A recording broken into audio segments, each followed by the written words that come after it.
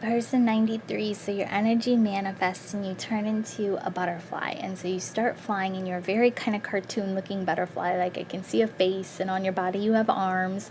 And as you're flying, you look back and you reach out your hand, and another butterfly comes. And I can tell it's a female energy. And she grabs your hand, and the two of you are flying together amongst like a very cartoon kind of wooded forest looking landscape. And so the two of you are flying, and within seconds this like big Camino looking dragon lizardy thing jumps up and eats the female butterfly that you're flying with. And you're like shocked, and you of course kind of zoom out of the way, and you find this tree and you go latch yourself onto this tree branch and you watch what happens. But then the Camino dragon leaves, and now I see you like almost in this like you're laying on your stomach on this branch, like slumped, just almost like there's like lethargicness. It feels like depression, and you're watching now the spot where this happened, and you're staring at these green blades of grass, and you just watch for a very long time. And it's like, things happen around, and you're just fixated on this piece of, this surrounding of this grass in this area, and you're staring there for a very long time. And then finally, it feels like seasons have passed. Finally, there's this like rope ladder that from behind you off the branch kind of like unrolls and goes down towards the ground. And so you're a butterfly, you can fly, but you choose to walk. So it was interesting. You grabbed a hold of this rope bridge and you started scaling your way down towards the earth. And so you land on the earth, and then you turn away from the scene of like the blades of grass, and you turn towards the trunk of the tree. And so you see the trunk of the tree, and there's this door there, and so you move in through the trunk of the tree. And as soon as you move in, you look up, and the trunk of the tree is completely hollow, and on the sides of the tree are all these like mushrooms, and these mushrooms are glowing in this like blue green like phosphorescent coloring and light. And so the entire inside of the tree just looks like this glowing light. All these you can see the mushrooms, but all these like almost specks of glowing light, and it is so beautiful and so powerful. And you're just standing at the bottom looking up, and you can tell there's a little white dot at the very top of the trunk of the tree, and it looks like it's open to the outside. And as you stand there, in my physical body, I get this surge of intense energy, so intense that I honestly felt like I could have levitated if I had wanted to. And so you, as this butterfly, even though you can fly, again, you choose to climb. And so now I see you move to the side, and you grab onto one of the mushrooms, and you pull yourself up, and you start climbing around, and you don't go straight up. It's like you're taking this path of exploration and a journey, and you're going around in circles and moving up, almost like the rings of the tree. You're following on these mushrooms and enjoying the light and the energy. And it's, as this is happening, it's just the energy still just surging and pouring through my body. And so you go all the way up to the very top of the tree, and now it's open to the outside, and you're up amongst the clouds. And so you, as this butterfly, stand at the very top of the tree, and you finally spread your wings, and you jump up and soar into the clouds. And so now you're in the clouds, and you're this butterfly, almost like flying or not upside down, but like with your back to the ground and your belly up towards the sky, so upside down. And your hands are behind your head, and your eyes are like kind of what would that be called? I don't know. They're almost like squinting because you're smiling, and you're just enjoying now the ride and being amongst the clouds, and you're just like at peace and happy, and nothing's affecting you. Like I saw rain come, and that couldn't affect you. That couldn't take you out of your good mood. And so from there, I then get pulled. Now your energy manifests onto the rainbow road, and you turn into the version of your physical form. Now I see a man standing there, and I see you in this gray cloak, and yesterday I did a reading. These readings almost always pair together into some form of energy comes through that I just did a reading on. So I see you on this rainbow road and you manifest and you have the same gray cloak that I read in the person yesterday, and it took the form of like the hermit. And so I'm getting you in this same kind of hermit form that I've seen before. But instead of having the cloak up over your head and hiding your head, it was exposed, so the cloak was down over your back. And so I got that it was a hermit that wasn't hiding. And so an exposed hermit. And so then you're standing at the very beginning of the rainbow road, and I begin to see you start conjuring energy. So I don't know if this is meaningful for you or not, but you were using your right hand, and the only reason I say that is because I kept seeing your left hand and it was empty, and I was like, this would be so much powerful if you were using both hands, but you wouldn't use your left hand, you were only using your right hand. So you start conjuring all this energy, and all this light begins to form in the palm of your hand. And I'm going to tell you, I wish I could send you a picture. I can. It's one of those, it looks exactly like the pictures they take up in the space in the stars, and they catch all of that gas, that there's like a dark hole in the middle, but you can tell it's like a swirling form of something, and it's just in multi-colors, like pinks and greens and blues, and it's like all the stars you can see behind it, but this form is kind of it almost looks like it's spinning in a way. And so that's what I see you conjuring in your right hand. And so you keep conjuring, and you're pulling all of this in, and then it turns into this orb, and using your right hand you place this orb up above your head at the crown chakra, and then you go, your arm relaxes again, and you start conjuring again, and you're now kind of conjuring a different energy but the same. And so you are doing this again, and you collect all this energy, and then you touch your third eye center, and this energy moves out around your body. And I would say it looked exactly kind of like a table saw, like that metal saw that has all the teeth on it that goes in a table saw, I would think. Like if there was just the outside ring that had like the teeth, that's almost like what was around you on a horizontal plane, going around your body, around your third eye center. So it was almost like it was on the very outside of like your aura, and it was circling around you in a counterclockwise direction. And then you place your hand down again, and you do this again. And now I know that you're doing it for all of your chakras. So you set all the chakras down to the root chakra, and then you put your hand out down again, and you start conjuring once again. And now, just like at the crown chakra, this energy turns into an orb, and it goes down below your feet. And so I see you now completely connected, and the energy around your body is spinning. And it's interesting because it all takes the green form, or a green color. Just the ones around your body, the ones at your head and your below your feet, are like multicolored. And so green to me is usually heart chakra, but the fact that it's in all of the chakras, I get just an intense love vibration. I actually asked what the name of your reading was, and they said love. So but I know you, and that's totally you. So then from here, now I'm waiting. I'm like sitting there watching you, and I'm going, oh my God, it's like so amazing. I, number one, want to do this as a visual exercise for myself. But number two, I'm going, oh my God, he collected so much energy around him. Like, what's he going to do with it? So I'm waiting there. I'm like, where's he going to go? What's he going to do? What's this next, what's the next part of this journey? And you just stand there. You're just standing at the beginning of this path. You're not doing anything with this energy.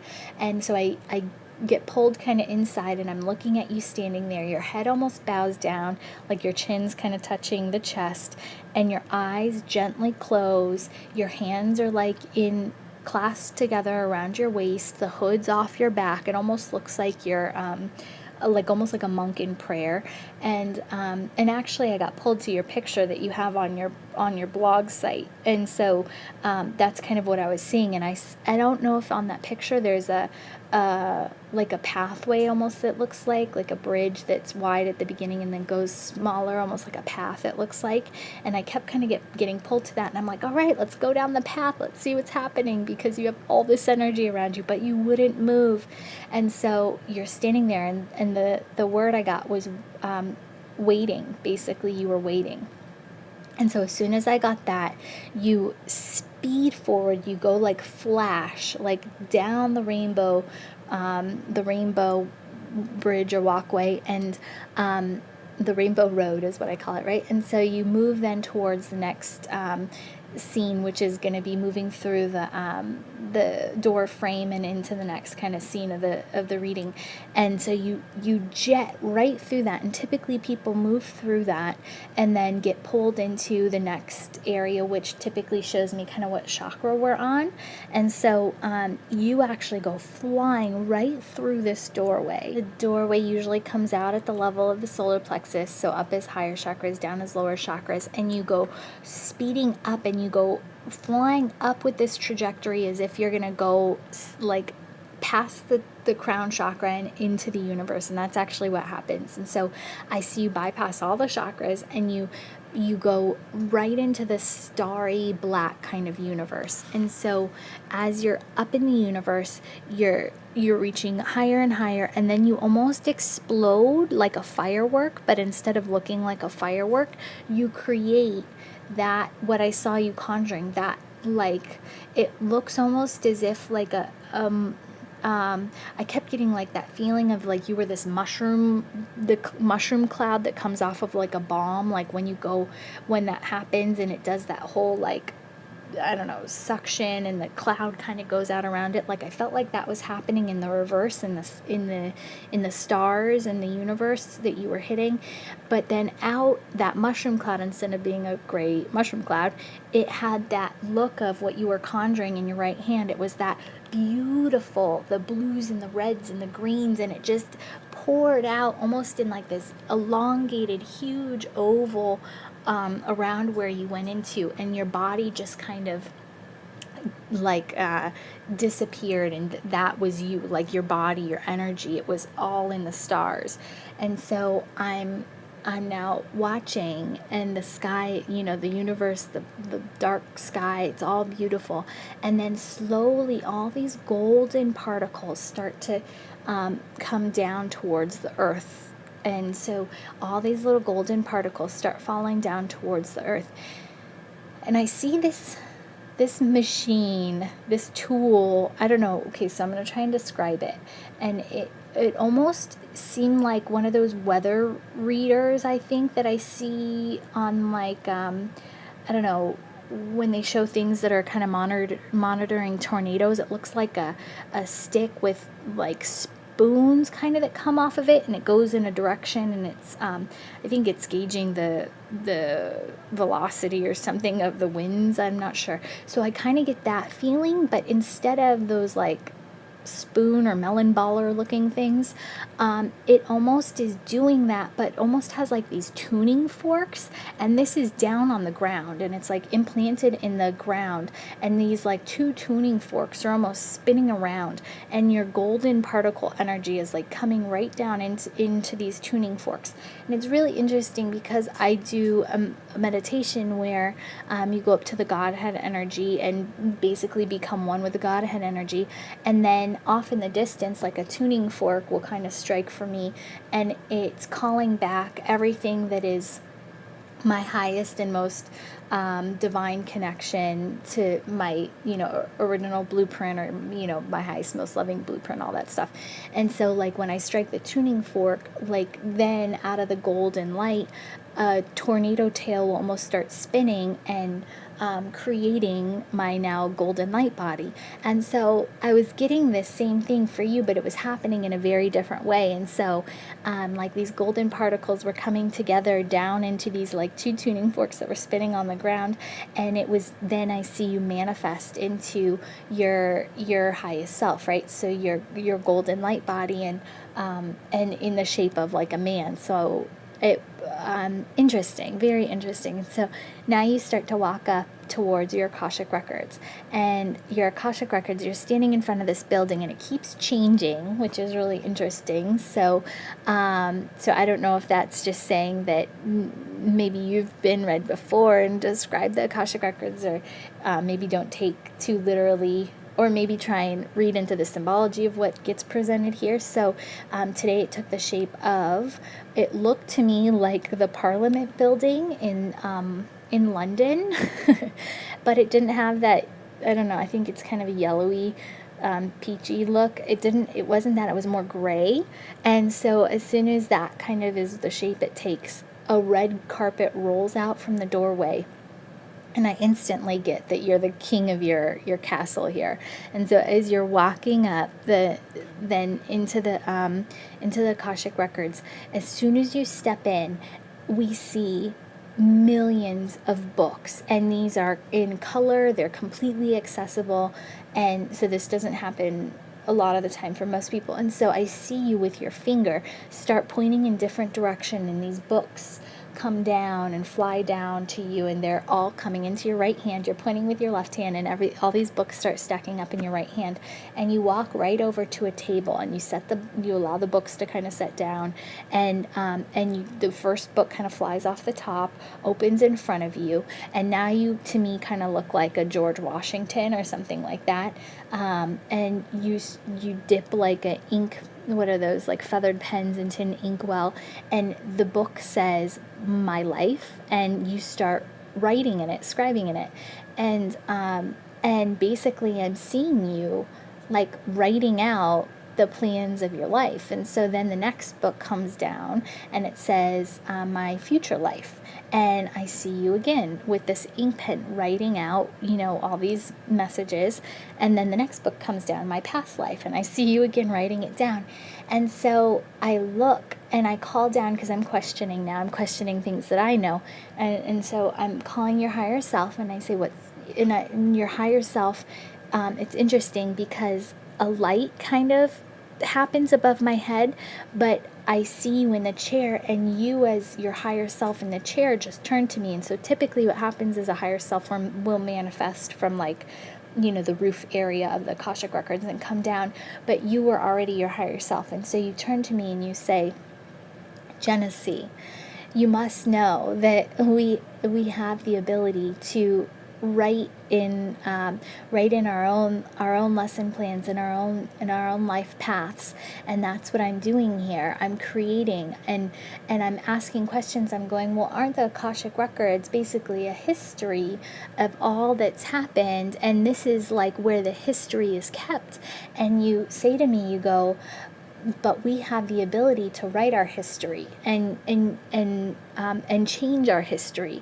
And so, I'm being shown you rewriting your history basically in the books. And then you look at me as your higher self and you say, me, and you use your name, that we discuss and we plan, and this is where I come to make those arrangements for what's going to come into the life. And you tell me as your higher self that you sometimes will not get things as the physical body here on earth, and so that still needs to be written into the plan, and so that manifests into your life. But basically that this work is always going on. And then the most amazing thing happened, and you got up and you showed me, because I'm very visual, if you couldn't have guessed. So you showed me what this looked like. And so anytime I'm thinking lifelines and past life, future life, all this, it's really hard to conceptualize this as a time and space limited human being, right? And so you began to walk, and I saw this line that you were walking on, almost like a sobriety test. And so I saw this line you were walking on, and think of one of those charts where there's like a bubble in the middle, and then there's all these lines off of it that have these different bubbles on it. And so as you took steps, there was this center bubble that stayed around your body, and I saw you doing this as if you were a man standing on this line. And so you're walking this line, and there's this circle around you that represents the present moment. And then instead of just having the past and the future, and being able to go and see what happened in the past or what happened in the future, you had all these lines coming at different angles into that center bubble that surrounded your body, not just the front and the back of the line that you were walking.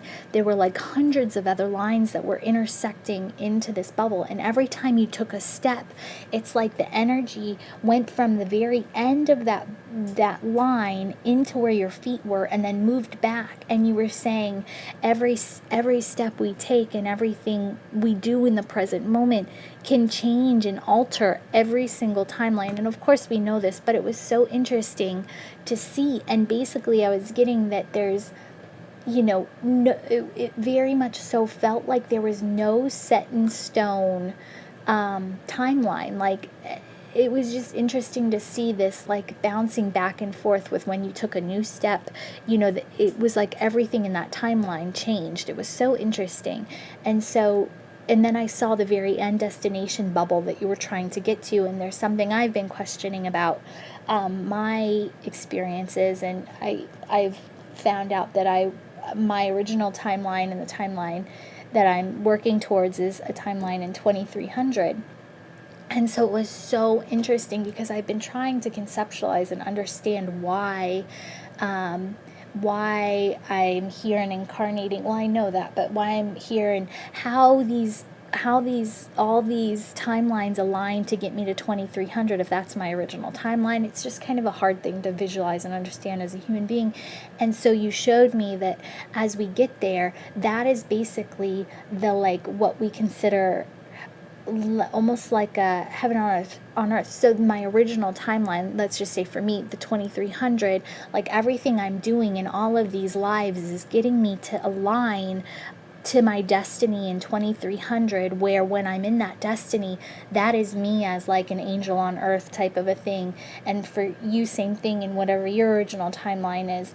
And basically when we can align all of these bubbles enough to where all the energy and frequency is in alignment with what it needs to be for that original timeline, when we finally do that, then those timelines match, and then it becomes this then we become like the oh god, when you don't die, the immortal, maybe is the word I'm looking for, that immortal being that is the angel.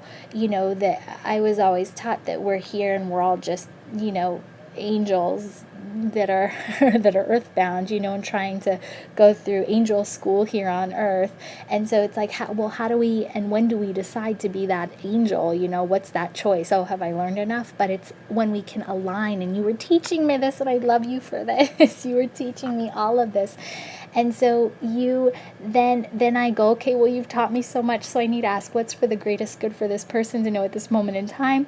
And they said that this is the information that you need to know as well. And again, here we are, you and I aligned on this destiny. I think it's just so unbelievable.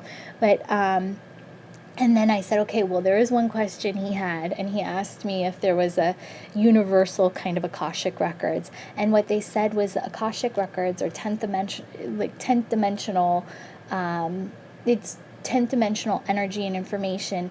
And basically the Akashic records, and what they got me to think I understand, is that there's one Akashic records, but the level at which we move into the Akashic records, and they were showing me almost like a building, your Akashic records, and that it was like all these other buildings could stack on top of it, and that as you elevate your own knowing, that you can then access and almost have the consciousness to be able to access and understand the different areas, but that everything is connected through this singular area. So it didn't seem like they were different records that you could get, the universal records per se, within your own Akashic records. It was just a different room is kind of what they were showing me. And so thank you so much again. I love you so much and your energy. And so with light and love.